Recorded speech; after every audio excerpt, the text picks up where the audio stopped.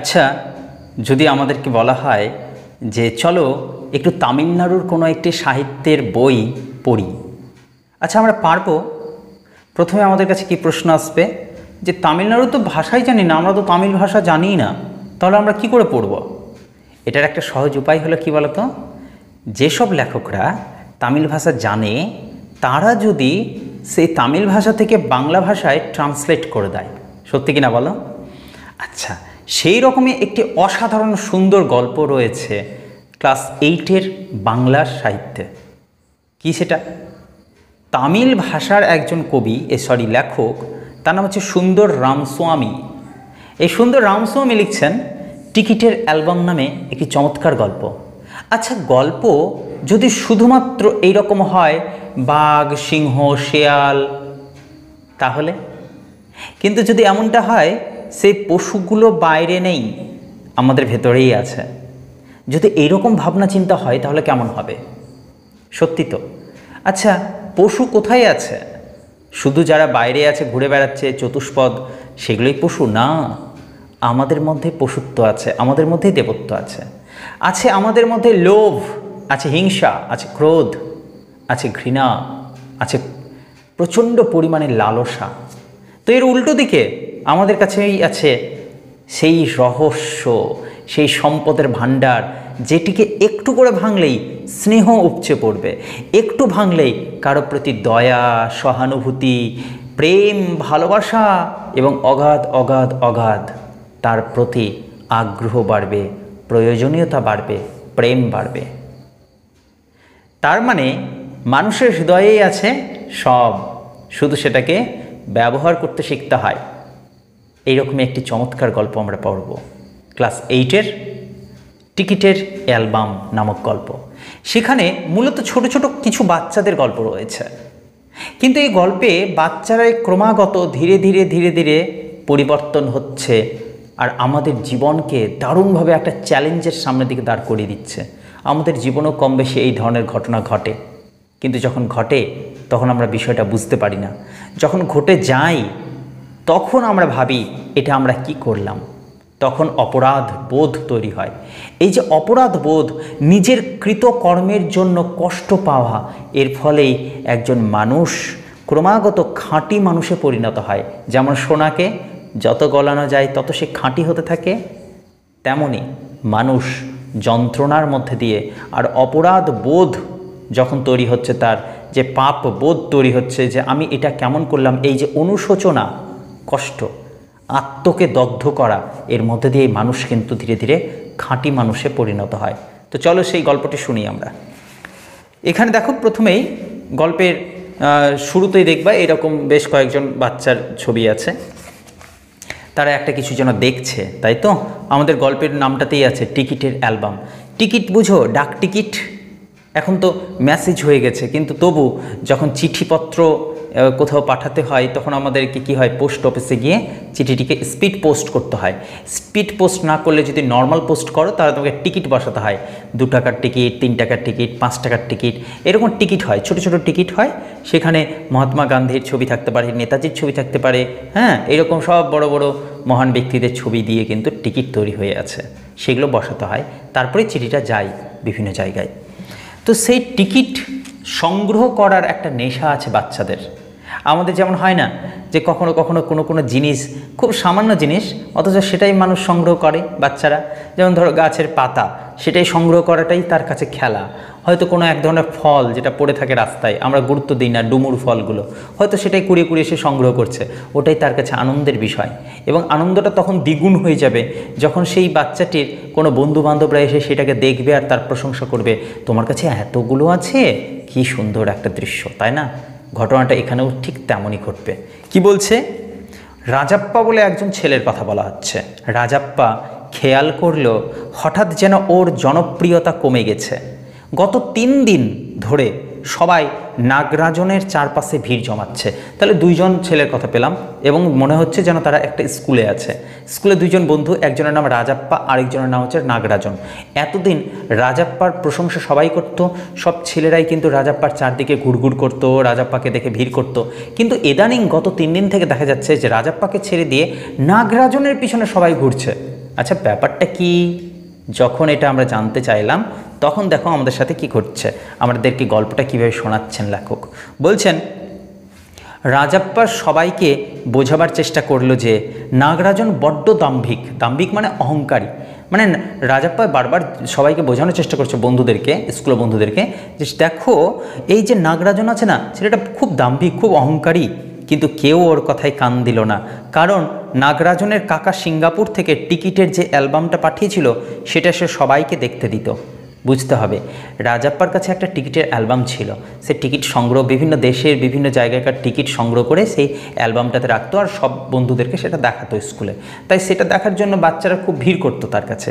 কিন্তু ইদানিংকালে কি হয়েছে, নাগরাজনের কাছে একটি টিকিটের অ্যালবাম এসেছে। কে দিয়েছে তাকে? সিঙ্গাপুর থেকে তার কাকু পাঠিয়েছে, অর্থাৎ নাগরাজনের কাকু নাগরাজনের জন্য একটা সিঙ্গাপুর থেকে দারুণ দেখতে, একটা সুন্দর দেখতে কিন্তু অ্যালবাম পাঠিয়েছে, টিকিটের অ্যালবাম। তো সেটা সবাইকে দেখতে দিচ্ছে নাগরাজন, তাই জন্যই নাগরাজনের কাছে সবাই ভিড় করছে, এখন আর রাজাপ্পার কাছে আসছে না কেউ। ছেলেরা নাগরাজনের চারপাশে জড়ো হয়ে অ্যালবামটা চোখ দিয়ে গিলে খেত। আচ্ছা চোখ দিয়ে কি গিলে খাওয়া যায়? না, আসলে আমরা চোখ দিয়ে কিন্তু মনের চোখ দিয়ে, এই চোখ দিয়ে দেখার পর মন দিয়ে সেটাকে উপলব্ধি করতে চাই।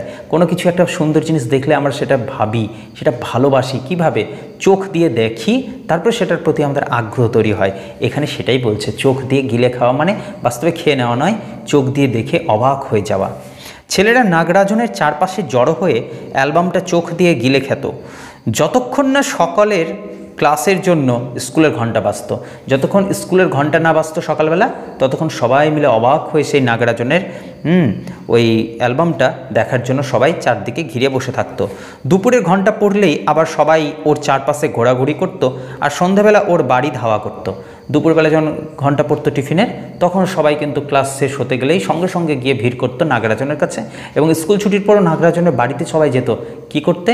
ওই অ্যালবামটা বারবার করে দেখতে তাদের ভালো লাগতো। তাই নাগরাজনও একটু অধৈর্য না হয়ে ওদের সবাইকে অ্যালবামটা দেখাতো। ও কেবল একটা শর্ত করেছিল, নাগরাজন সবাইকে দেখতে দিত, কিন্তু একটা শর্ত করেছিল। কি শর্ত? এই কেউ কিন্তু অ্যালবামটা ছুবে না, দূর থেকে দেখো, কারণ বারবার ছোঁয়াছুঁয়ি হতে গেলে নষ্ট হয়ে যাওয়ার সম্ভাবনা থাকে, ছিঁড়ে যাওয়ার সম্ভাবনা থাকে। তার একটাই শর্ত ছিল। শর্তটা কি? কেউ অ্যালবামটা ধরবে না, ও নিজের কোলে অ্যালবামটা রেখে পাতাগুলো উল্টাতো আর সবাই প্রাণ ভরে সেটাকে দেখত। মেয়েদেরও অ্যালবামটা দেখবার ইচ্ছে হতো। তাদের মধ্যে সবচেয়ে ডানপিটে মানে খুব মাতব্বর বদমাস, হ্যাঁ এর থাকে না, ছেলে মেয়ে সবার মধ্যেই থাকে এরকম ব্যাপারগুলো। তো সেই মেয়েদের মধ্যে খুব ডানপিটে যে মেয়েটা, তার নাম হচ্ছে পার্বতী। নাগরাজনের কাছে এসে মেয়েদের নাম করে চাইতো, মেয়েরা দেখতে চাইছে, দে তো একটু অ্যালবামটা। এই করে নাগরাজনের কাছ থেকে কে চাইতো? পার্বতী। নাগরাজন মলাট লাগিয়ে অ্যালবামটা তাকে দিত। সব মেয়েদের দেখা হয়ে গেলে সন্ধেবেলা অ্যালবামটা তাকে আবার ফিরিয়েও দেওয়া হতো, পার্বতী তাকে ফিরিয়েও দিত। তাহলে কজনের নাম পেলাম আমরা? 1 রাজাপ্পা, 2 নাগরাজন, আর 3 নাম্বার হচ্ছে পার্বতী। কেউ রাজাপ্পার অ্যালবামের কথা উল্লেখও করতো না বা তাকে পাত্তাও দিত না। কেউ কিন্তু আর রাজাপ্পার অ্যালবামের কথা মনে করতো না, কারণ ওটা আগে, ওটা পুরনো, ওটা দেখেছে তারা। কিন্তু নতুন যে অ্যালবামটা এসছে নাগরাজনের কাছে, সেটাই সবাই দেখছে। একসময় রাজাপ্পার অ্যালবাম খুব বিখ্যাত ছিল। রাজাপ্পা খুব কষ্ট করে টিকিট জোগাড় করতো, যেমন করে মৌমাছিটা মধু সংগ্রহ করে। এটাই যেন ছিল ওর জীবন, ওই অ্যালবামটা ছিল তার জীবন। সে ভোরবেলায় অন্যান্য টিকিট সংগ্রাহকদের সঙ্গে দেখা করার জন্য বেরিয়ে যেত। সকাল হলে, ভোর হলেই সে বেরিয়ে যেত। কোথায় যেত? যারা টিকিট আছে যাদের কাছে, তাদের কাছে গিয়ে টিকিট সংগ্রহ করতো। সে টিকিট সংগ্রহ করার জন্য সে বেরিয়ে পড়তো বাড়ি থেকে। গেল কথা। এরপরে কি হতো? বলছে একটা রাশিয়ার টিকিটের সঙ্গে 2টো পাকিস্তানি টিকিটের বিনিময় করত। সে একটা রাশিয়ার টিকিটের পরিবর্তে 2টো পাকিস্তানি টিকিট নিয়ে কিন্তু বিনিময় করত। অর্থাৎ সব রকম দেশের একটা না একটা টিকিট তার অ্যালবামে আছেই, এই হচ্ছে কথা। সে বলছে বিকেলবেলা, আচ্ছা রাজাপ্পা কিভাবে এত টিকিট সংগ্রহ করতো সেটারই উত্তর। বলছে বিকেলবেলা স্কুলের সব বই এক কোণে ধূপ করে রেখে হাফ প্যান্টের পকেটে জলখাবার ঢুকিয়ে, যেমন ধরে যে কি জলখাবার হয়তো মুড়ি টুড়ি হতে পারে, সেটা পকেটে ঢুকিয়ে নিয়ে সে চোঁ করে 1 কাপ কফি গিলে আবার বেরিয়ে পড়তো। 4 মাইল দূরে একটা ছেলের কাছে একটা কানাডার টিকিট আছে। তার মনে থাকতো যে কি 4 মাইল দূরে, মাইল মানে কি বলতো? 1 মাইল সমান প্রায় 1600 মিটার, মানে মোটামুটি 1.5 কিলোমিটার তো 4 মাইল দূরে কোন ছেলের কাছে কানাডার টিকিট আছে, তার কাছ থেকে যেমন করে হোক সেই টিকিটটা নিতে হবে, তার পরিবর্তে সে যদি অন্য কোনো দেশের টিকিট চায় তাকে দেওয়া হবে। এই ছিল তার বুদ্ধি। এইভাবে রাজাপ্পা অনেক টিকিট সংগ্রহ করেছিল। ওর অ্যালবামটা ছিল ক্লাসের সবচেয়ে বড়। রাজস্ব বিভাগের এক অফিসারের ছেলে, রাজস্ব বিভাগ মানে বুঝলে তো, অর্থ বিভাগ, অর্থাৎ এটা হচ্ছে ইনকাম ট্যাক্স, ঠিক আছে, সেই রাজস্ব বিভাগের এক অফিসারের ছেলে ওটা 25 টাকা দিয়ে কিনতে চেয়েছিল। বুঝবা, রাজাপ্পার কাছে একদিন একটা প্রস্তাব আসে। সেটা কে করেছিল? রাজস্ব বিভাগের অফিসারের এক ছেলে। সে কি বলেছিল? সে বলেছিল 25 টাকা আমি দিব রাজাপ্পা, তুমি তোমার অ্যালবামটা আমাকে বিক্রি করবে। কি সাহস! রাজাপ্পা সমুচিত জবাব দেয়। সমুচিত মানে একদম উপযুক্ত জবাব তাকে দিয়েছিল। কি বলেছিল জানো? বলছে, আচ্ছা তুই কি তোর বাচ্চা ভাইকে আমার কাছে 30 টাকায় বিক্রি করবি? ছেলেরা জবাবটার তারিফ করলো। সব ছেলেরা কিন্তু এই জবাবটার তারিফ করলো। মানে কি সুন্দর কথা, যেন এই রাজাপ্পার কাছে যে অ্যালবামটা ছিল সেটা যেন অ্যালবামটা রাজাপ্পার কাছে প্রিয় ভাইয়ের মতো। তাই সে প্রশ্ন করলো, তুই আমার কাছ থেকে অ্যালবামটা চাইছিস 25 টাকায়, আচ্ছা তোর ভাইকে যদি আমি কিনতে চাই 30 টাকায়, তুই বিক্রি করতে পারবি? পারবি না। ঠিক তেমনও আমি কিন্তু দিতে পারবো না। কিন্তু কেউ এখন আর ওর অ্যালবামটার দিকে তাকায় না। আরও কী সব বলতো, নাগরাজনের অ্যালবামের কাছে পিঠে আসার যোগ্যতাও নাকি ওর অ্যালবামের নেই। এবার বন্ধুরা তো এরকমই হয়, যখন যেদিকে পুরি তখন সেদিকে ঘুরি, তাই না? এরকম একটা প্রবাদ আছে না? তাই আগে রাজাপ্পার অ্যালবামটা দেখার জন্য সবাই পাগল হয়ে থাকতো, এখন নাগরাজনের অ্যালবাম দেখার জন্য তারা পাগল হয়ে থাকে। আর আবার বলে এটাও কথা যে রাজাপ্পার অ্যালবাম নাগরাজনের অ্যালবামের ধারে কাছেও আসতে পারবে না। যাই হোক, রাজাপ্পা নাগরাজনের অ্যালবামটা তাকিয়ে দেখতেও রাজি নয়। অন্য ছেলেরা যখন ঘিরে ধরে নাগরাজনের অ্যালবামটা দেখতো, রাজাপ্পা ওর মুখ ফিরিয়ে নিত, রাজাপ্পা মুখ ঘুরিয়ে নিত। সবাই যখন হো হো করে যেত, সবাই মিলে নাগরাজনের ওই অ্যালবামটা দেখতে যেত, তখন কিন্তু রাজাপ্পা কী করতো? মুখ ঘুরিয়ে নিত, দেখতো না। সঙ্গে সঙ্গে অবশ্য চোরা দৃষ্টিতে অ্যালবামটা দেখতো সত্যি, তবে আড়ালভাবে আর চোখে কিন্তু দেখতো, এটা সত্যি কথা। রাজাপ্পা কিন্তু দেখতো নাগরাজনের সেই অ্যালবামটা, অপরূপ সুন্দর ওটা সত্যি, কিন্তু সেই অ্যালবামটা খুব সুন্দর ছিল। হয়তো রাজাপ্পার যে সব টিকিট ছিল সে সব ওটাই ছিল না, হয়তো অত বেশি টিকিটও ছিল না, কিন্তু ওটা ছিল একেবারে অদ্বিতীয়। কোনো স্থানীয় দোকানে ওরকম অ্যালবাম পাওয়া যায় না। কোথা থেকে পাঠিয়েছিল নাগরাজনের কাকা? সিঙ্গাপুর থেকে কিনে পাঠিয়েছিল এই অ্যালবামটা এত সুন্দর যে রাজাপ্পাও সেটার গুণগান করছেন, কিন্তু মনে মনে। নাগরাজনের কাকা অ্যালবামের প্রথম পাতায় মোটা মোটা অক্ষরে ভাইপোর নাম লিখে রেখেছিলেন। মানে নাগরাজনের নাম লিখে রেখেছিল তার কাকা। আরেকটা কথা লিখেছিল। কি লিখেছিল? লেখা আছে, এই অ্যালবামটা চুরি করতে চেষ্টা করছো যে নির্লজ্জ হতভাগা, তাকে বলছি। মানে কেউ যদি অ্যালবামটা চুরি করতে যায় তো অ্যালবামটার প্রথম পাতাটাতে লেখা আছে নাগরাজনের নাম, আর তার নিচে কি সুন্দর করে লিখে দিয়েছে নাগরাজনের কাকু। কি লিখেছে যে এই অ্যালবামটা চুরি করতে এসেছো সে নির্লজ্জ এবং হতভাগা, শুনে রাখো তোমাকেই বলছি আমি। কি বলছে? ওপরে আমার নামটা দেখছো, অর্থাৎ আমার নামটা দেখেছো ওপরে, আমার নাম হচ্ছে নাগরাজন, এটা আমার অ্যালবাম, এটা আমার, এবং যতদিন এটা আমার থাকবে, যতদিন ঘাসের রং সবুজ হয়ে থাকবে আর পদ্মফুল হবে লাল, সূর্য পূর্বে উঠবে আর পশ্চিমে অস্ত যাবে, একমাত্র সেটা আমারই থাকবে। অদ্ভুতভাবে এই কয়েকটি লাইন কবিতার মতো লিখে দিয়েছিলেন, যেটা পড়ার জন্য সব ছেলেমেয়েরা কিন্তু তুখোর মেজাজ নিয়ে তাকিয়ে থাকতো বা অবাক দৃষ্টি হয়ে তাকিয়ে থাকতো। আসলে কি বলতো, কেউ যেন এই অ্যালবামটা চুরি না করতে পারে তাই জন্য বাচ্চাদেরকে একটু ভয় দেখিয়েছে, আর কিছুই না। কিন্তু কথাগুলো এত সুন্দর, ছেলেমেয়েরা নিজেদের নোট বইয়ের মধ্যেও কিন্তু সেই কথাগুলো টুকে নিয়েছিল, এত ভালো লাগছিল। ছেলেরা এই লাইন কটা তাদের অ্যালবামে টুকে নিল, মেয়েরাও তাদের বই আর খাতায় অর্থাৎ লিখে নিল। রাজাপ্পা রেগে গিয়ে বলল, তোরা এমন নকল নবিশ হয়েছিস কেন রে? নকল নবিশ মানে হচ্ছে নকল করার অভ্যাস কেন তোদের? বন্ধুদেরকে বলল যে তোরা এইরকম কারো একটা অ্যালবামে কিছু লেখা আছে সেটাই দেখে থেকে লিখতিস কেন? নিজে থেকে বানিয়ে লিখতে পারিস না? তোরা এরকম নকলবাজ হলি কবে থেকে? নকল নবিশ হলি কবে থেকে? ছেলেরা ওর দিকে কটকট করে তাকালো। ছেলেদের কিন্তু রাগ হয়ে যাচ্ছে। রাজাপ্পা যখনই কিছু বলছে সঙ্গে সঙ্গে বাকি ছেলে মেয়েদের কী মনে হচ্ছে যে আচ্ছা রাজাপ্পা হিংসা করছে, আসলে আমরা নাগরাজনের অ্যালবাম দেখছি তো তাই সে হিংসা করছে। সঙ্গে সঙ্গে ছেলেরা ওর দিকে কটকট করে তাকালো, আর তাকিয়ে কৃষ্ণান নামের আরেকজন ছেলের আমরা পরিচয় পেলাম। কৃষ্ণান সমুচিত জবাব দিল। সে বলল, সে কি বলল? কেটে পড় হিংসুটে পোকা। তুই একটা পোকা। কেমন পোকা? হিংসুটে পোকা, তুই কেটে পড় এখান থেকে। হিংসুটে আমি? রাজাপ্পা কষ্ট পাচ্ছে। সে বলছে, হিংসুটে আমি কেন হিংসুটে হব? আমার অ্যালবামটা অনেক বড় নয়? নয়, সত্যি করে বলতো আমার অ্যালবামটা কি বড় না, আমি কেন হিংসা করতে যাব? তোর ওর মতো টিকিট নেই।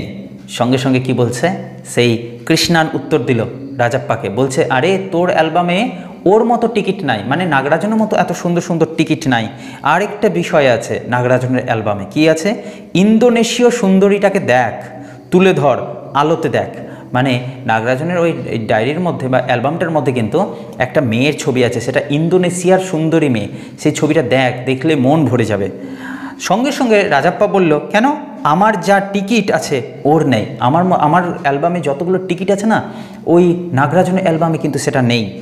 সঙ্গে সঙ্গে কৃষ্ণান কি করছে, ফুহ, একটা দেখা দেখি ওর নেই, যেটা ওর নেই, অর্থাৎ একটা টিকিট দেখা যেটা ওর নাই আর তোর আছে। কৃষ্ণান ঠাট্টা করে বলল, কি বলছে, তোর অ্যালবামটা ডাস্টবিনে রাখার যোগ্য, বুঝলি, অর্থাৎ ডাস্টবিন ফেলে দেওয়ার যোগ্য, বুঝলি রাজাপ্পা। সঙ্গের ছেলেরা চেঁচাতে লাগলো, বাজে অ্যালবাম, বাজে অ্যালবাম। রাজাপ্পা খুব কষ্ট করে এই অ্যালবামটা তৈরি করছিল, তার বন্ধুরা প্রশংসা করতো, দেখতো, তাই জন্য সেটা খুব আদর দিয়ে তৈরি করে রেখেছিল, যত্ন করে। সে আজ খুব কষ্ট পেল, কখন, যখন তার বন্ধুরা সবাই চিৎকার করে বলতে লাগলো, বাজে অ্যালবাম, বাজে অ্যালবাম। রাজাপ্পাকে বলল, রাজাপ্পা বুঝতে পারলো এদের সঙ্গে তর্ক করে লাভ নাই, মানে এরা ওই রকম লোভী, যখন যেদিকে ভালো দেখে সঙ্গে সঙ্গে দৌড়ে চলে যায়। কতদিন ধরে ও এত টিকিট সংগ্রহ করেছে, একটা একটা করে, আর হঠাৎ একদিন পিয়ন মানে বুঝলা, ওই যে পোস্টমাস্টার যারা চিঠি দিয়ে দিয়ে বেড়ায় প্রত্যেক বাড়িতে, সেই পিয়ন নাগরাজনের সিঙ্গাপুরের অ্যালবামটা নিয়ে এলো, আর অমনি নাগরাজন মহামান্য লোক হয়ে গেল। ছেলেরা দুটোর মধ্যে তফাতও বোঝে না, যতই বোঝানো যাক কিছুই ফল হবে না। রাজাপ্পা ভেতরে খাক হয়ে যাচ্ছিল, খাক মানে কষ্ট পাচ্ছিল, ভিতরে ভিতরে সে জ্বলছিল আগুনে, খাক হয়ে যাচ্ছিল। ক্রমশ ওর স্কুল যেতেও বিতৃষ্ণা জাগতে লাগলো। বিতৃষ্ণা মানে আগ্রহ হারিয়ে ফেলছে, তৃষ্ণার বিপরীত বিতৃষ্ণা। ছেলেগুলোর সঙ্গে মিশবে কি করে সে? সাধারণত শনি আর রবিবার ও ছোটাছুটি করে টিকিট সংগ্রহ করতে। এখন কোশ্চেন আসবে, রাজাপ্পা কবে কবে যেত টিকিট সংগ্রহ করতে? বলছে শনিবার আর রবিবার। কী করতে জানো? কিন্তু এ সপ্তাহে ও বাড়ি থেকে প্রায় নড়লই না, এবার এই সপ্তাহে সে কোথাও গেল না। কি করবে টিকিট সংগ্রহ করে? কেউ তো তার টিকিট দেখছে না, তার অ্যালবাম দেখছে না। সাধারণত অ্যালবামের পাতা উল্টোই নি এমন একটা দিনও যেত না। এমনকি রাত্রিবেলা ও লুকিয়ে বিছানা থেকে বেরিয়ে এসে অ্যালবাম দেখতো। আশ্চর্য, এই অ্যালবামটা আমরাও এইরকম, যখন খেলাধুলার কোনো জিনিস বা কোনো খেলনা নতুন নিতাম আমরা ছোটোবেলায়, আমরা কী করতাম বলতো, মাঝে মাঝে কিন্তু সেই খেলনাটা দেখার খুব ইচ্ছে হতো। স্কুল যাওয়ার আগে দেখতাম, স্কুল থেকে এসে দেখতাম, সেটা নিয়ে খেলতাম। হঠাৎ ঘুম ভাঙলে বিছানা থেকে নেমেই কিন্তু আমরা সেই খেলনাটা দেখতাম। তেমনই ছিল অ্যালবামটা রাজাপ্পার কাছে। এতটা গুরুত্ব ছিল যে শনি রবিবার করে সে ছোটাছুটি করতো অ্যালবামে নতুন টিকিট সংগ্রহ করার জন্য, কিন্তু এই সপ্তাহে সে কোথাও যায়নি। এমনকি সাধারণত অ্যালবামের পাতা উল্টায়নি এমন একটাও দিন নাই। এমনকি রাত্রিবেলা ও লুকিয়ে বিছানা থেকে বেরিয়ে এসে অ্যালবামটা দেখতো, নিজের অ্যালবাম নিজেই সে দেখতো, ভালো লাগতো তার। কিন্তু গত দুদিন ওটাকে সে স্পর্শও করেনি। ওটাকে দেখলেই যেন ওর রাগ হয়। নাগরাজনের অ্যালবামের তুলনায় নিজেরটাকে এখন এক আঁটি ছেঁড়া নেকড়া বলে তার মনে হয়। সন্ধেবেলা রাজাপ্পা নাগরাজনের বাড়ি গেল। এইবার ঘটতে চলেছে একটা ভয়ঙ্কর ঘটনা। রাজাপ্পা কী করলো, সন্ধ্যাবেলা কিন্তু নাগরাজনের বাড়ি গেল। ও মনস্থির করে ফেলেছিল, ও মনে মনে কিছু একটা স্থির করেছিল। কি সেটা দেখা যাক। এই অসম্মান ও আর সহ্য করবে না। নাগরাজন হঠাৎ ঘটনাচক্রে একটা টিকিটের অ্যালবাম পেয়েছে, এই তো, মানে ওর ধারণা হচ্ছে নাগরাজন হঠাৎ করে একটা টিকিটের অ্যালবাম পেয়েছে ঘটনাচক্রে, এটাই কি অনেক বেশি বড় কথা? ঠিক আছে, টিকিট সংগ্রহে রহস্যের বিষয়ে ও কি জানে? ও কি করে জানে যে টিকিটের সংগ্রহ কিভাবে করতে হয়? মানে এতদিন থেকে রাজাপ্পা যে কাজটা করেছে সেইভাবে তো সে আর সংগ্রহ করেনি নাগরাজন। এই রাজাপ্পা জানে কিভাবে কার কাছ থেকে লুকিয়ে যেমন তেমন কথা বলে তাকে বুঝিয়ে বুঝিয়ে কী করতে হয়, টিকিট সংগ্রহ করতে হয়। কিন্তু এত কিছু তো সে জানে না, নাগরাজন জানে না।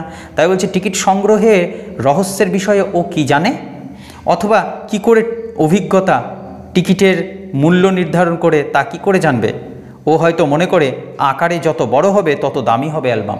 হয়তো নাগরাজন মনে করে যে যত যার বড় আকারে হবে অ্যালবামটা, তার অ্যালবামের তত বেশি দাম হবে, এটাই ওর ধারণা, কিন্তু আসলে সেটা না।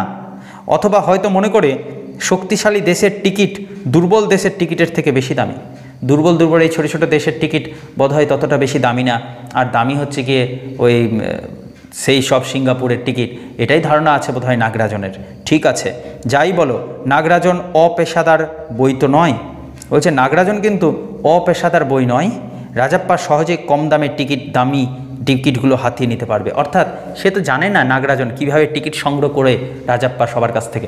রাজাপ্পা কি করে, নিজের অনেকগুলো টিকিটের বিনিময়ে ও আসল সুন্দর সুন্দর দামি দামি টিকিটগুলো কিন্তু মানে অন্যের কাছ থেকে নিয়ে নেয়। এটাই সে জানতো, মানে রাজাপ্পা এই কাজটা খুব ভালো করে। তাই রাজাপ্পা মনে করলো নাগরাজনের কাছে যাব, গল্প করব, আর আমার কাছকার যে টিকিট আছে সেগুলো দিয়ে তার টিকিটগুলো আমি নিয়ে নেব, তারপরে সব ছেলেরা আমাকে গুরুত্ব দিবে, আর অর্থাৎ সেই টিকিটগুলো হাতিয়ে নিব। ও আগেও অনেককে এমনভাবেই ঠকিয়েছে। টিকিট সংগ্রহের দুনিয়াতে এমনই চালাকি প্রতারণা খুব চলে। নাগরাজন তো শিক্ষার্থী মাত্র, মানে এই রকম টিকিট সংগ্রহ করেছে সবাই, এমনকি নাগরাজনও রাজাপ্পা তো সব দিনই এইভাবে করেছে, কিন্তু নাগরাজন তো সামান্য শিক্ষার্থী, ও এগুলো বুঝে না। ঠিক আছে, রাজাপ্পা সোজা কী করলো, নাগরাজনের বাড়িতে এসে দোতলায় ঘরে উঠে গেল। কেউ বাধা দেয়নি, কারণ ও প্রায়ই এই বাড়িতে আসে, বন্ধুর বাড়িতে বন্ধু আসে, কেউ তাকে বাধা দেয়নি। একদম রাজাপ্পা গেল কোথায়, নাগরাজনের ঘরে দোতলায়। রাজাপ্পা নাগরাজনের ডেস্কে বসে পড়লো, অর্থাৎ এখানে গিয়ে যেখানে পড়ার ঘর, সেই পড়ার জিনিসের টেবিলের সামনে গিয়ে বসে পড়লো। খানিক বাদে নাগরাজনের ছোট বোন কামাক্ষী এলো। বুঝবা, নাগরাজনের ছোট বোন আছে, নাগরাজন কিন্তু বাড়িতে নাই। নাগরাজনের বোনের নাম এখানে পেলাম আমরা, তার নাম কামাক্ষী। সে বলল, দাদা শহরে গেছে, তুমি কি ওর নতুন অ্যালবাম দেখেছো? রাজাপ্পা বিড়বিড় করে কি বলল বোঝা গেল না। সঙ্গে সঙ্গে বলল, এটা সত্যি খুব সুন্দর, তাই না?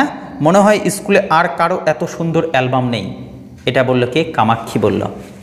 সঙ্গে সঙ্গে রাজাপ্পা বলছে, কে বলেছে? সঙ্গে সঙ্গে বলছে কামাক্ষী, কেন, আমার ভাই বলেছে। এটা শুধু বড় অ্যালবাম, এই পর্যন্ত, শুধু বেঢপ বড় হলেই হলো। এই কথাটা কে বলল? রাজাপ্পা বলল। কামাক্ষী কিছু না বলেই কিন্তু চলে গেল। রাজাপ্পার টেবিলে ছড়ানো বইগুলো দেখল। ওর হাত আলতোভাবে টেবিলের ড্রয়ারের তলাটা ছুঁয়ে গেল। অসচেতনভাবে ওর ড্রয়ারটা টানলো, তালা লাগানো ছিল। খুললে কেমন হয়, তার মনের মধ্যে কিন্তু একটা প্রশ্ন, খুললে কেমন হয়? চাবিটা তো বইগুলোর মধ্যেই আছে। রাজাপ্পা সিঁড়ির কাছে গিয়ে চারদিকে দেখে নিল, কাউকে দেখা গেল না। ড্রয়ারটা তারপরে সে আস্তে করে খুলল। নাগরাজনের টিকিটের অ্যালবাম ওপরেই আছে, মানে সেই ড্রয়ারের মধ্যেই আছে। রাজাপ্পা প্রথম পাতাটা উল্টিয়ে লেখাগুলো পড়লো। লেখাগুলো কি দেখো, রাজাপ্পা তো নিজেও ছোটো একটা বাচ্চা, সেই লেখাগুলো যখন পড়লো, ওই যে চুরি যে করতে এসেছো তাকে বলছি, এই যে কথাগুলো পড়লো না, সঙ্গে সঙ্গে তার বুকটা টিপটিপ করছে, তার ভয় ভয় লাগছে। ওর বুক টিপটিপ করতে লাগলো। ড্রয়ারের তালা লাগিয়ে দিল, অ্যালবামটা হাফ প্যান্টের ভেতরে চালিয়ে দিল। হাফ প্যান্ট পরেছিল, সে একদম প্যান্টের মধ্যে আটকে নিল অ্যালবামটা, আর সঙ্গে সঙ্গে শার্টটা নামিয়ে দিল, জামাটা নামিয়ে দিল, যেন কেউ দেখতে না পায়। তারপর তাড়াতাড়ি সিঁড়ি বেয়ে নেমে এক ছুটে একদম বাড়িতে পৌঁছে ও অ্যালবামটা কী করলো, নিজের বাড়িতে পৌঁছে বইয়ের যে র্যাক হয়, আলমারি, সেই আলমারির পেছন দিকে লুকিয়ে রাখলো। শরীর দিয়ে তখন তার হলকা বেরোচ্ছে, হলকা মানে হচ্ছে গরম বাতাস হয় না, চুরি করেছে, তার সবসময় ভয় কাজ করছে ভেতরে, সে হাঁপিয়ে গেছে, সে খুব ভয় পাচ্ছে, ফলে তার সারা শরীর দিয়ে যেন ঘাম বেরোচ্ছে, গলা শুকিয়ে কাঠ হয়ে গেছে, মাথায় রক্তের চাপ বোধ হচ্ছে। রাত 8টার সময় রাত 8টা বাজে তখন। আপ্পু বলে একজন, সে কে, যে ওর বাড়ির উল্টো দিকে থাকে, সে রাজাপ্পাকে এসে বলল, নাগরাজনের অ্যালবামটা চুরি হয়ে গেছে। ও আর নাগরাজন শহরে গিয়েছিল, ফিরে এসে দেখে অ্যালবামটা চুরি গেছে। বুঝবা, এতক্ষণে আসলো কে? আপ্পু বলে একটা ছেলে, যে আছে কোথায়, রাজাপ্পার বাড়ির অপোজিটেই থাকে। সেই ছেলেটা এসে রাজাপ্পাকে বলল যে, দেখ, আমি আর নাগরাজন বিকেলবেলা গেছিলাম ঘুরতে, শহরে গেছিলাম, আর সেই সময় ওর বাড়ি থেকে কিন্তু নাগরাজনের ডায়েরিটা মানে অ্যালবামটা কিন্তু চুরি হয়ে গেছে। রাজাপ্পা একটাও কথা বলল না, কারণ সে তো জানে চুরিটা কে করেছে, কারণ সে নিজেই করেছে। সঙ্গে সঙ্গে কী বলছে, রাজাপ্পা একটা কথাও বলল না। ও মনে মনে প্রার্থনা করলো আপ্পু যেন চলে যায়, মানে তার ভয় লাগতে শুরু করলো, তার মনে হচ্ছে যে আপ্পু যেন চলে যায়। আপ্পু চলে গেলে ও দৌড়ে নিজের ঘরে গিয়ে দরজায় খিল আটকে দিল। তারপর সেলফের পিছন থেকে অ্যালবামটা বের করে আনলো, হাত যেন জমে গেল। কি হবে যদি কেউ জানলা দিয়ে দেখে থাকে? ও ফের অ্যালবামটা সেলফের পেছনে রেখে দিল। ওর বারবার মনে হচ্ছে, ভয় হচ্ছে, যদি কেউ জানলা দিয়ে দেখে থাকে যে আমি বইটা এনেছি, অ্যালবামটা এনেছি, অ্যালবামটা এইভাবে রেখেছি, তাহলে কি হবে? সে আবার কি করলো, ভয়ে ভয়ে অ্যালবামটা রেখে দিল যেখানে ছিল সেখানেই, সেলফের পেছনে। রাজাপ্পা রাত্রিতে খাবার প্রায় ছুলোই না, মানে ওর এতটা ভয় কাজ করছে ভেতরে, শিশু তো, কি মানে বালক তো, তার ভয় লাগছে খুবই। সে খাওয়া দাওয়াই ছেড়ে দিল, খেলোই না। ওর বাবা মা চিন্তিত হয়ে জিজ্ঞেস করলেন, শরীর ভালো আছে তো? হয়তো ঘুমিয়ে পড়লে শান্তি আসবে। রাজাপ্পা বিছানায় শুয়ে পড়ল। ঘুম কিন্তু এলো না, চুরি করেছে যদি ধরা পড়ে। কি হবে যদি ও ঘুমিয়ে থাকার সময় কেউ অ্যালবামটা দেখে ফেলে? ও উঠে অ্যালবামটা বের করে বালিশের তলায় রেখে দিল। রাজাপ্পা ঘুম থেকে ওঠার আগেই আপ্পু সকালে এসে হাজির। যখন সকালবেলা রাজাপ্পার ঘুম ভাঙল, তখন সে শুনতে পেল আপ্পুর আওয়াজ। আপ্পু কিছুক্ষণ আগে নাগরাজনের বাড়িতে গিয়েছিল, মানে সকালবেলায় আপ্পু নাগরাজনের বাড়ি গিয়েছিল, সেখান থেকে এসছে এবার রাজাপ্পার বাড়িতে। সে এসে বলছে রাজাপ্পার বাড়িতে এসে, আমি শুনলাম তুই কাল ওর বাড়ি গিয়েছিলি। এই এবার সমস্যা, রাজাপ্পা যে ওর বাড়ি গেছিল এটা কথা জেনে গেছে সবাই। আপ্পু এবার আসলো রাজাপ্পার বাড়ি, আর রাজাপ্পাকে এসে বলছে, আমি শুনলাম তুই নাকি কাল ওর বাড়ি গিয়েছিলি। রাজাপ্পার মনে হলো ওর বুকের ধুকপুকুনি বন্ধ হয়ে যাচ্ছে, মানে হয় না ভয়ে আতঙ্কে যেন হৃদস্পন্দন বন্ধ হয়ে যায় এইরকম। সঙ্গে সঙ্গে হ্যাঁও হয় নাও হয় এভাবে মাথা নাড়ল, মানে হ্যাঁ গেছিলাম আবার না, এ কী বলবে ও বুঝে উঠতে পারছে না। সঙ্গে সঙ্গে বলছে যে আপ্পু বলছে যে কামাক্ষী বলল আমি আর নাগরাজন যখন শহরে গিয়েছিলাম তখন তুই একমাত্র ওদের বাড়িতে গিয়েছিলি। রাজাপ্পা আপ্পুর কথার সুরে সন্দেহ আঁচ করতে পারলো। রাজাপ্পার মনে হচ্ছে আপ্পু এখন সন্দেহ করছে, সবাই সন্দেহ করছে ওরই উপরে। কি হবে? নাগরাজন সারা রাত ধরে কেঁদেছে, ওর বাবা পুলিশকে খবর দিতে পারে। এই এবার ভয়ের বিষয়। রাজাপ্পার ভয় হলো যে যদি সত্যি সত্যি নাগরাজনের বাবা পুলিশকে খবর দেয়, কারণ নাগরাজন সারা রাত ধরে কেঁদেছে। রাজাপ্পা কোনো কথা বলল না। নাগরাজনের বাবা পুলিশ সুপারের অফিসে কাজ করেন, মানে থানাতে কাজ করে এক কথায় নাগরাজনের বাবা। ওর ইঙ্গিত মাত্রে পুলিশ বাহিনী অ্যালবাম খুঁজতে বেরিয়ে পড়বে। রাজাপ্পার ভাগ্য ভালো যে আপ্পুর ভাই তাকে ডাকতে এলো। সঙ্গে সঙ্গে আপ্পুর যে ছোট ভাই আছে সে রাজাপ্পার বাড়িতে আসলো আর আপ্পুকে ডেকে নিয়ে গেল। এটাতে বলছে রাজাপ্পার ভাগ্য ভালো, কেন রাজাপ্পা এবার জিনিসটাকে সাইড করবে। ও চলে যাবার অনেকক্ষণ পর অবধি রাজাপ্পা নিজের বিছানায় নিথর হয়ে বসে থাকলো। নিথর মানে চুপচাপ, যার কোনো মানে অধৈর্য নাই, চলাফেরা নাই, চুপচাপ হয়ে বসে থাকলো, নিথর পাথর হয়ে যেন বসে আছে। বাবা সকালের খাবার খেয়ে সাইকেল করে অফিস চলে গেলেন। রাজাপ্পার বাবা নিজের অফিস চলে গেল। সামনের দরজায় টোকা দেবার আওয়াজ, তবে কি পুলিশ? কি করবে এবার রাজাপ্পা যখন দরজায় টোকা দেওয়ার আওয়াজ হলো? রাজাপ্পা বালিশের তলা থেকে অ্যালবামটা আঁকড়ে ধরে এক ছুটে ওপরে গিয়ে বইয়ের তাকের পেছনে ওটা রেখে দেয়। কি হবে যদি পুলিশ খোঁজাখুঁজি করে? তাক থেকে ওটা বের করে শার্টের নিচে ঢুকিয়ে নিচে নেমে এলো। কেউ দরজায় টোকা দিয়েই যাচ্ছে। রান্নাঘর থেকে মা চেপচিয়ে বললেন, দরজাটা খুলছিল না কেন? হ্যাঁ, খানিকক্ষণ পরে উনি নিজেই দরজা খুলে দেবেন ঠিক করলেন। মানে রাজাপ্পা না তো অ্যালবামটা নিজের কাছে রাখতে পারছে, না তো সেলফের মধ্যে রাখতে পারছে, সে দৌড়াদৌড়ি করছে। কি করবে? আর দরজায় টোকা পড়ছে, ও ভাবছে পুলিশ এসছে। আর রান্নাঘর থেকে রাজাপ্পার মা চিৎকার করে বলছে, দরজাটা কেন খুলছিস না? হ্যাঁ, শেষে কি আমাকেই গিয়ে খুলতে হবে? রাজাপ্পা ছুটে চলে গেল নিজের বাড়ির পেছনে চানের ঘর, যেখানে স্নানের ঘর, সেখানে গিয়ে দরজাটা বন্ধ করে দিল। চানের গরম জল করার জন্য একটা বড় উনুন ছিল, স্নানের করার জন্য গরম জল করার জন্য কিন্তু একটা উনুন ছিল। রাজাপ্পা উনুনের মধ্যে অ্যালবামটা ফেলে দিল, মানে যদি চুরিটা ধরা পড়ে যায়। তাই জন্য অ্যালবামটা এত সুন্দর, এত চমৎকার অ্যালবাম, যেটা অদ্বিতীয়, ওর মতো আর দ্বিতীয় অ্যালবাম হয় না, এই অ্যালবামটা ছুঁড়ে ফেলে দিল। ইস! সঙ্গে সঙ্গে অমূল্য সব টিকিট, মূল্যবান সব টিকিট পুড়ে ছাই হয়ে গেল। এমন সময় এমন সব টিকিট যা আর কোথাও পাওয়া যাবে না। রাজাপ্পার চোখ জলে ভরে গেল। এই লাইনটা দাগাবে। রাজাপ্পার চোখ জলে ভরে গিয়েছিল কেন? কারণ সে ভাবছিল এত সুন্দর দামি দামি টিকিট যেগুলো কোনোদিন আর পাওয়া যাবে না, সেই টিকিটগুলো সে চোখের সামনে পুড়িয়ে ফেলছে কেবলমাত্র নিজের চুরি করার ভয় বা চুরি করার দোষটা যেন ধরা না পড়ে যায়। তাই জন্য মা চেঁচাচ্ছিলেন, তাড়াতাড়ি আয়, নাগরাজন তোর সাথে দেখা করতে এসেছে। রাজাপ্পা হাফ প্যান্টটা খুলে ভেজা তোয়ালা জড়িয়ে নিল, যেন স্নান করতে ঢুকেছিল সে। চানের ঘর থেকে বেরিয়ে এসে ওপরে গেল। নাগরাজন একটা চেয়ারে বসেছিল। ভাঙা গলায় নাগরাজন বলল, নাগরাজন কিন্তু সত্যি রাজাপ্পাকে খুব ভালোবাসে।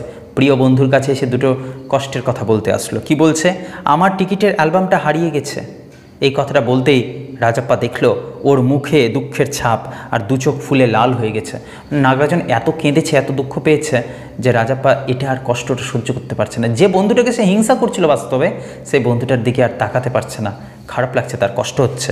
রাজাপ্পা জিজ্ঞেস করলো, কোথায় রেখেছিলি? মিথ্যা করে, দেখো জিজ্ঞাসা কি করছে, কোথায় রেখেছিলি?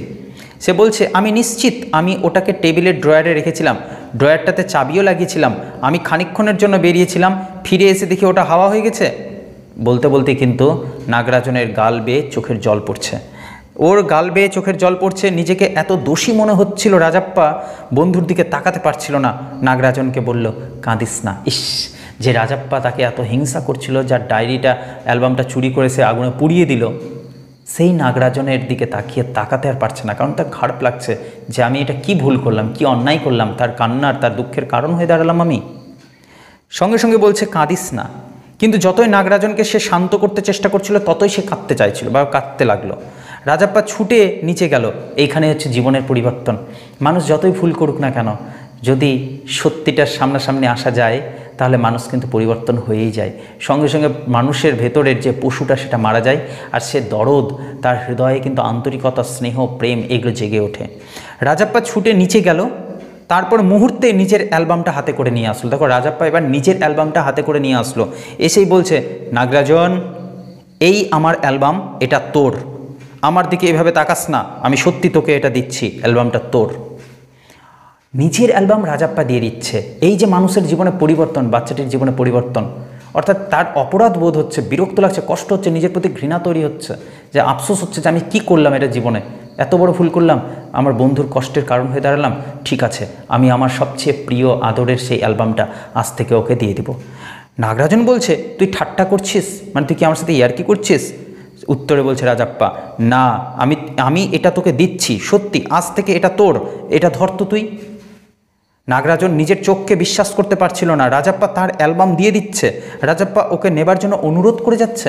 মানে সে ভাবতে পারছে না যে রাজাপ্পা কেন এইরকম আচরণ করছে, কেন নিজের অ্যালবামটা তাকে দেওয়ার জন্য এত অনুরোধ করছে। নাগরাজন তো ভীষণ অবাক। নাগরাজন জিজ্ঞেস করলো, তোর কি হবে? আমি আর এটা চাই না। রাজাপ্পা বলছে, আমি এটা চাই না রে, আমি আমার বন্ধুত্বটা চাই, আমি এটা চাই না। কারণ তো সে বলতে পারছে না যে আমি চুরি করেছিলাম, সেটা আমি একটু আগে পুড়িয়ে ফেললাম। ও বলছে, আমি আর এটা চাই না। একটা টিকিটও না, না একটাও না। কিন্তু তুই তোর টিকিট ছাড়া কি করে বাঁচবি? ইস, বন্ধুর জন্য। নাগরাজন জিজ্ঞাসা করছে, আরে রাজাপ্পা, তুই তোর টিকিটগুলো ছাড়া কি করে বাঁচবি? রাজাপ্পার চোখ জলে ছলছল করে উঠল। রাজাপ্পার মনে পড়লো, সত্যি তো এই অ্যালবাম ছাড়া সে কী করে বাঁচবে? তবু তাকে এই কষ্ট স্বীকার করতে হবে, কারণ পাপটাও তো সেই করেছে, অপরাধ তো সেই করেছে, অপরাধ তো তাকেই চোখের জলে ধুয়ে দিতে হবে। তাই সে বলছে, কাঁদিস না, তোকে অ্যালবাম দিতে হবে না। নাগরাজন বলছে, কাঁদিস না রে রাজাপ্পা। রাজাপ্পার চোখেও জল। এটা তোকে অ্যালবামটা দিতে হবে না, রেখে দে, কত কষ্ট করে তুই এটা বানিয়েছিস। নাগরাজন কত পবিত্র মনের, কত পরিষ্কার মনের ছেলে। সঙ্গে সঙ্গে রাজাপ্পা বলছে, না, তুই রাখ, এটা তোর জন্য, বাড়ি নিয়ে যা, দয়া করে নিয়ে চলে যা। কাঁদতে কাঁদতে রাজাপ্পা বলল। রাজাপ্পা কাঁদছে আর কাঁদতে কাঁদতে বলছে, দয়া করে তুই এটা নে নাগরাজন, তুই এটা নিয়ে তুই চলে যা। নাগরাজন হতবুদ্ধি হয়ে গেল। হতবুদ্ধি মানে কি করে বুঝে উঠতে পারছে না, মানে অবাক সে। অ্যালবামটা নিচে নেমে এলো। রাজাপ্পা জামার খুঁট দিয়ে, মানে জামার কোণ দিয়ে নিজের চোখ মুছতে মুছতে ওর সঙ্গে সঙ্গে এলো। ওরা দরজায় এসে দাঁড়ালো। নাগরাজন বলল, ধন্যবাদ, চলি রে। নাগরাজন চলে যেতে চাইছে। নাগরাজন রাস্তায় নেমেছে, এমন সময় রাজাপ্পা ওকে ডাকলো। নাগরাজন ফিরে আসলো। রাজাপ্পা ওকে ডাকলো, নাগরাজন শোন। আসলো। এবার রাজাপ্পা নিজের অ্যালবামটা মাত্র কয়েকদিনের জন্য চাইছে। কি বলছে দেখো, তুই যদি দয়া করে এই অ্যালবামটা শুধু আজ রাত্রির জন্য দিস, কাল সকালেই তোকে ফিরিয়ে দেব। নাগরাজনকে বলছে রাজাপ্পা নিজের অ্যালবামটাই চাইছে, মাত্র এক রাতের জন্য। সে কাঁদতে চায়, সে বাঁচতে চায় তার তৈরি করা এই অ্যালবামটার সাথে, কারণ তাকে তো তার পাপ ধুয়ে ফেলতে হবে। অপরাধবোধ কাজ করছে। এই অপরাধবোধ, এই চোখের জলে তার ভেতরের যে অপবিত্রতা ছিল, পাপ ছিল, অপরাধবোধ ছিল, সেটা কিন্তু ধুয়ে যাচ্ছে।